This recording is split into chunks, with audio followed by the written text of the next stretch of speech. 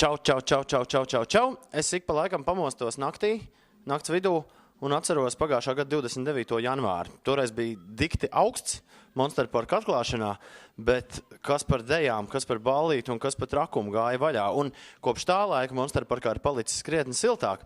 Un mums ir bijušas atkal trakas dejas un atkal trakas naktis, un vēl viena trakā nakts ir pienākusi, jo Monster parks svin savu pirmo dzimšanas dienu šī gada 29. janvārī.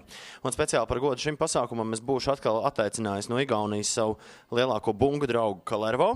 Tas ir cilvēks, kurš šķiet savā dzīvē spēlējis kopā ar vismaz 500 diskžokejiem, un mēs kopā 3 stundu laikā nodosim kārtīgas bungas un kārtīgu basu, vismaz tā, lai ir vēl vienu gadu, ko atcerēties. Tā kā tiekamies 29. janvārī Monster parka dzimšanas dienā.